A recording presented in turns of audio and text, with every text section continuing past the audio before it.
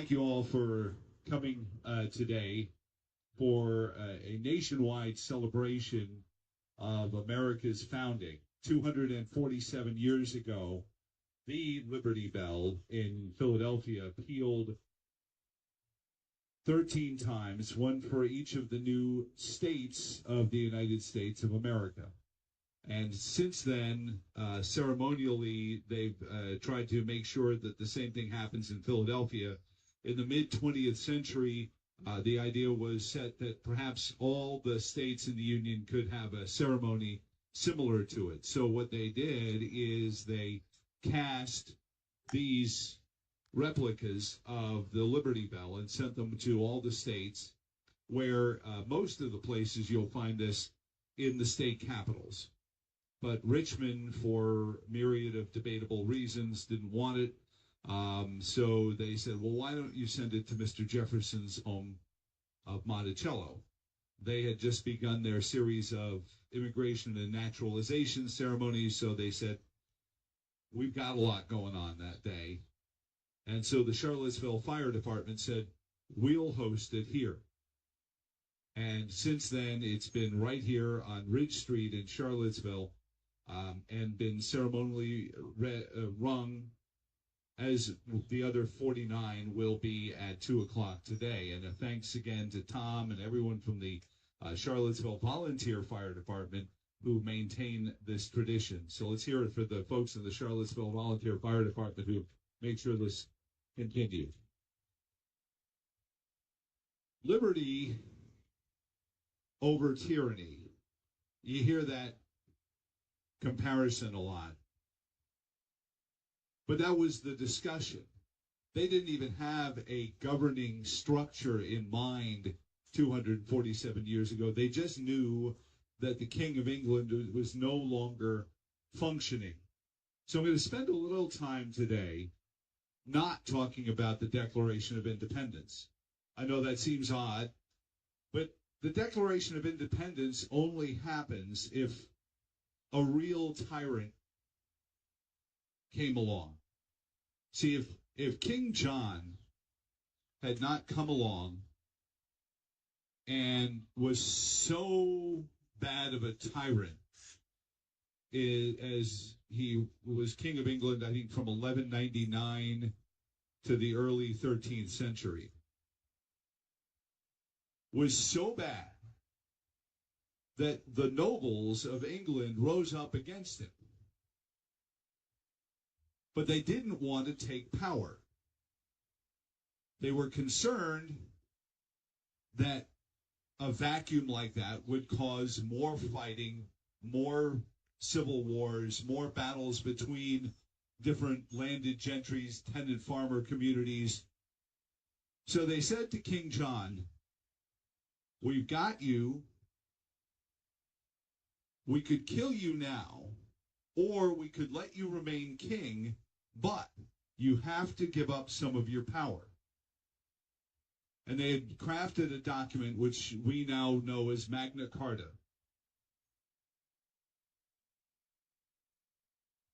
And I think it's the Great Agreement is the Latin translation. But Magna Carta actually binds the King of England by a series of laws. There are things the king or the sovereign of England, and now it's a king again. I get so used to, my whole life it's been a queen. Now all of a sudden I've got to get used to saying it's a king again. So King Charles cannot just go out and do whatever he wants. He can't go out and say, I believe Al Gore is the second coming of the prophet Muhammad, and I'm going to follow him to the corners of the earth and enact all of his climate agenda, or off with your head. He can't do that because of Magna Carta. And I'm not saying he would, but there's people who wonder. The next great tyrant that came along after King John was George. George was facing great revolt amongst the Commonwealth. India was uprising. The Americas were uprising. He was feeling himself losing control of this great British Empire. And so what the colonists did, understand, the colonists, the Continental Congress only did this because bloodshed had already started. Lexington and Concord had already happened. We were a year and several months into a fight with British soldiers over their rule in the American colonies. So when July 2nd of 1776 came along, we were, and that's actually the date they voted to ratify the Declaration of Independence. Listener said to me, isn't it interesting that the first act of the American government was to pass something in secret and then tell the American people about it days later? I have some cynical listeners. Can't imagine where they get it from. But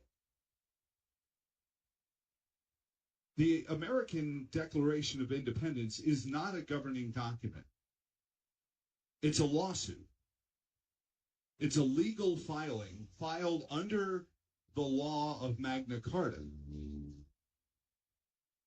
The Continental Congress filed this lawsuit with Parliament in order to get the shooting to stop. Because the feeling was that if they could so clearly point out in all the instances where King George was violating the law that he was governed by, Magna Carta, then the British soldiers would stop, they'd go home, and we'd be allowed to govern ourselves in peace. That is the point of the abuses and usurpations section. That's basically the charges that the American Congress was bringing against King George. Here is what you're charged with. And that's why at the end, the closing statements, the one that ends, to this we pledge our lives, our fortunes, and our sacred honor, is their oath of affirmation that these charges are righteous by all their undersigned testimony. And that they wanted Parliament to just say, you got us. And there was a faction in Britain's Parliament that said, you got us. Because they also knew that King George was, in a lot of cases, the reason the subcontinent was uprising, that the American colonies were uprising, that there was a tenuous hold on the empire. And the taxes that came along with it, of course, because we don't want to lose the taxes. And that movement was led by a fellow named Edmund Burke. He was a member of Parliament from Belfast. That Belfast, the same Belfast. It's a very important city in Ireland because it was the shipping port. I mean, this was probably one of the largest money-making cities in England. So he was powerful. He was a powerful member of Parliament, and he led the movement to accept the Declaration of Independence, this lawsuit, and give the American colonies their independent governance. He wasn't successful, of course, and the king managed to convince enough members of Parliament to send the ships and the soldiers, and the fight to expel an occupying force from our country was on. And this is why it's important to, I don't like the phrase the American Revolution. It was the American expulsion. We had, under common law, established that we no longer recognize Britain's sovereignty as our government. So any time after that, if there were British soldiers here, they were an occupying force. This is why when General von Steuben tells George Washington, you're doing it all wrong, or however a German was, was ist das stupid? No. So General von Steuben, at George Washington's request, comes to console him, and he says, listen, you're going about it the wrong way. You don't have to beat the British. You just have to not lose to them. And that was the turning point. That was when the tactics changed. That's when things like General Nathaniel Greene's feint down the James River to Yorktown the fatal blow to the British Army became so successful, because we were trying to expel an occupying force, and little by little the occupying force started to get it. This is a tactic that's been used frequently in times of war and occupation. Ho Chi Minh, you may have heard of Ho Chi Minh, came to the United States to study these tactics to help him rid his country of the French occupants. Of course, then the French left before they could get to it, and the United States was left holding the bag. But the point I'm making is this was a battle between tyranny, the tyranny of the British Crown, and liberty. We didn't know what kind of government it was going to be. This was just saying we want the tyrant out so that we can be free to decide what rules we have. Because what had devolved in the colonies was truly rule of man. You hear the expression rule of man or rule of law.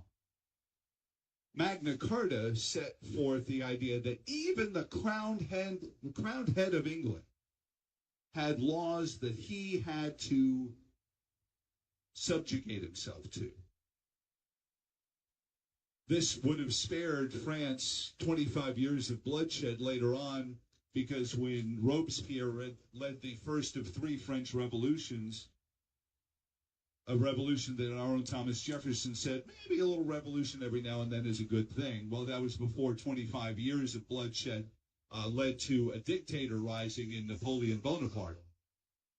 And that was the secret. Rule of law keeps you vaccinated, inoculated, keeps you from falling prey to the tyrant, to the dictator.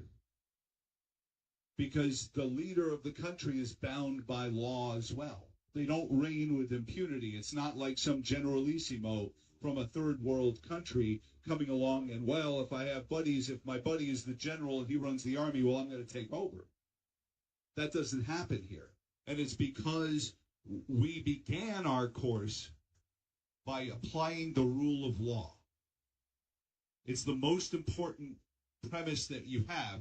Now, that's not saying it's perfect. That's not saying it's incorruptible. Because rule of law can be corrupted as well by people who write laws that, you can manipulate. But if the essence of what you have is rule of law, then you will remain a society based in liberty, if that's what you're founded into. So when they came out of the convention 247 years ago, they just knew they were not going to be ruled by this tyrant. They had no idea what was going to come next. What they wound up experimenting with after the fact were several instances where they discovered just because you cut up the tyranny into a bunch of places doesn't make it any less tyrannous. So under the Articles of Confederation, you had 13 tyrants. 13 governors who could, at their whim, reign just as tyrannically as the King of England. And so when we finally get to 1789 and the U.S. Constitutional Convention, we knew that we wanted to bind our government with law. But they also knew that very clearly they didn't want a government embodied by one person. This is why one of the most famous moments in American history is at the end of the American expulsion, when George Washington leaves Yorktown and heads to Annapolis, where the Continental Congress was holed out. He walks into a chamber that's still there. If you go to Annapolis, you can still go into the room where this meeting took place. The Continental Congress is sitting there ready to put a crown on his head, because that's what you did. He was our conquering general, and he's going to be our king, just as kings through history in Great Britain had risen to their power. He had won the war, and he's going to be our king. And he turns in his commission and says, no, that's not what I came here for. Then later on, they call George Washington and they say, hey, this convention, we're trying to come up with a new governing system. Is that, nobody can agree on anything. We need somebody to put this all back together. Can you come and help get us all on the same page? So he says, okay. So he rides out of Mount Vernon and goes to Philadelphia for the Constitutional Convention. And that's how he becomes president. Because they said, well, you now understand how this is supposed to work. You helped us come up with the rules, so you be the guy in the executive branch for the first bunch of years. He almost quits. He almost quits in 1792. He almost resigns, and the same woman, history says the same woman that allegedly asked Ben Franklin, what kind of government have you given to us? And he responds, a republic if you can keep it. Same woman, very powerful woman, Powell, in Philadelphia circles. Her family were wealthy merchants, but she understood the power of gathering people. She was the hostess who would always hold, and she loved Ben Franklin because Ben said, that's where the money is, and I need to raise money. So she, and there's a letter in the National Archives begging Washington not to resign in 1792 because he's decided, I can't do this. I can't do this. These people are just petty little, partisans. And if you read Washington's farewell address, the country is all of 8 years old, and he's warning us of all the things that we're falling prey to now. And if you realize back then, 1789, 1798, by the time he's leaving office, the federal government has very little power. Yet there he is warning people about the power and the tyranny that was coming from all the partisans who were pulling the little bits of power that Washington, D.C. had in various directions. Imagine how it has grown now, as Washington, D.C. has more and more authority, and the partisanship has grown more and more acute. So while we remember, and we have some fun, we will read various usurpations from the text of the U.S. Declaration of Independence. We will read various segments like he has, I'm paraphrasing here, give me a moment, he has enacted a multitude of new offices and sent thither officers to eat out our substance. Sound familiar? I mean, even then, the bureaucracy in Washington, the king's bureaucracy was growing. So a republic, if you can keep it, was the statement that Ms. Powell was given by Ben Franklin, allegedly. A republic, if you can keep it. What does that mean? And I was asked by a listener, how are we doing on time, Tom? We doing all right on time? 4 minutes? Okay, real quick. Just a couple of days ago, I was asked by a listener about freedom and why there were well-meaning people on both sides. He said, what's the problem with well-meaning people wanting different kinds of freedom? And I said, I thought about it for a bit, and I said, I didn't write it. I am as effusive a talker as Thomas Jefferson was a writer. But I said, and it's recorded somewhere, that the difference is there are people that believe one kind of freedom is freedom from want, freedom from poverty, freedom from need, freedom from illness. And the other group is a group that believes that it's freedom for opportunity, freedom for advancement, freedom for opportunity. And that's the battle right now. Are we looking for a country that's about freedom from things, understandable? Just yesterday I was asked, how can you celebrate a nation where such inequities are allowed to exist? I said, well, whose authority is allowing them to exist? I said, there's no overseer that says, yes, I'm going to let these people stay poor while these people grow rich. And if they are, we know where they are and we can change them. And I thank you all for having me here. This is a great moment because 49 other bells just like this are about to ring in unison, because that moment 247 years ago is important, because our ability to decide whether we want a country that's based on freedom from things or freedom for things is always going to be there.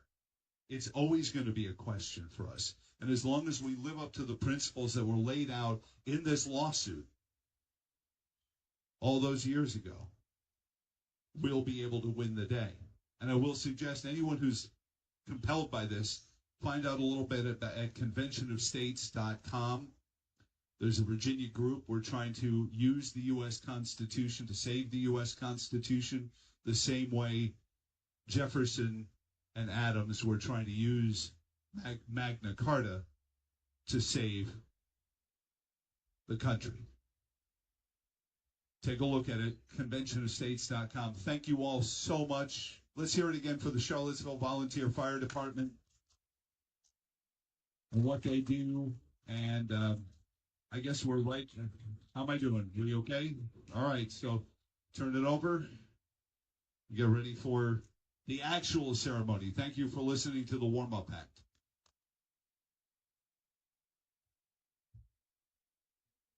We appreciate your words and your instruction in liberty and in being good citizens.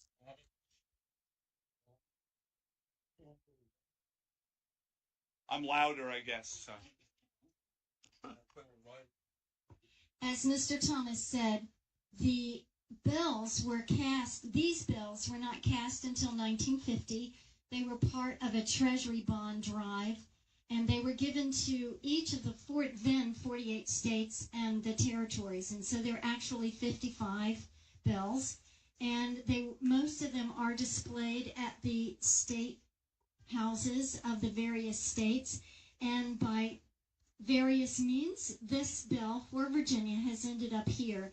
They were building this station at the time, and it seemed like a good place to house it. And so the Charlottesville Volunteer Fire Company had the housing built, and the bell stands here for us to see. The original Liberty Bell cracked when it was first rung, and so it is no longer can be rung, but traditionally at 2 p.m. on July 4th, descendants of the signers of the Declaration of Independence are invited to Philadelphia, and they tap the actual Liberty Bell with a specially made mallet that won't hurt it. And so at the same time, at 2 p.m., all bells across the country are supposed to ring in honor and recognition of the men who helped establish this country. We'll be reading the 13 colonies in the order in which they ratified the Constitution, which was not in 1776, but much later. 1789, if I'm right. Are you ready? The first state was Delaware, Caesar Rodney, George Reed, and Thomas McKeon.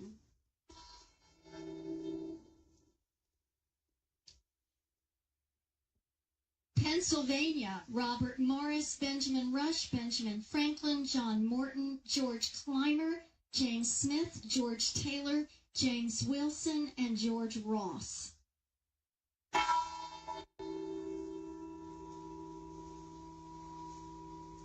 New Jersey, Richard Stockton, John Witherspoon, Francis Hopkins, John Hart, Abraham Clark.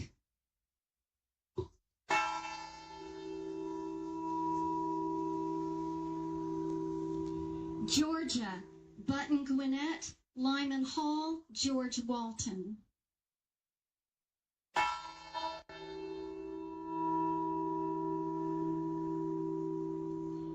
Connecticut, Robert Sherman, Samuel Huntington, William Williams, Oliver Wolcott.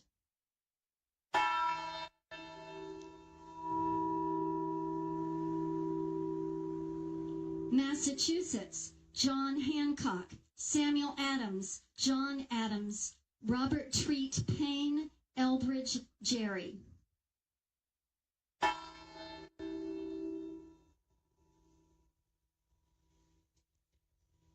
Maryland, Samuel Chase, William Paca, Thomas Stone, Charles Carroll.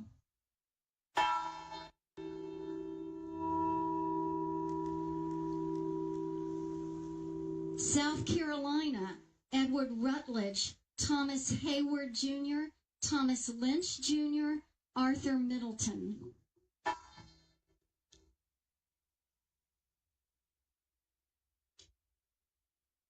New Hampshire, Josiah Bartlett, William Whipple, Matthew Thornton.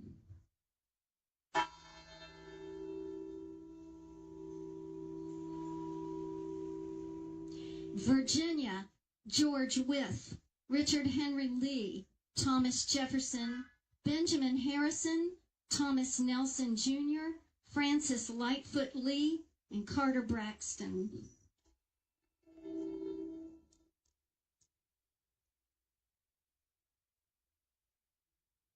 New York, William Floyd, Philip Livingston, Francis Lewis, Lewis Morris.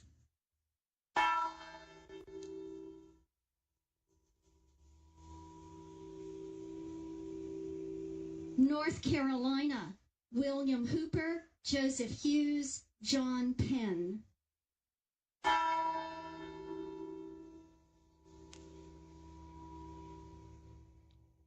Rhode Island, Stephen Hopkins, William Ellery.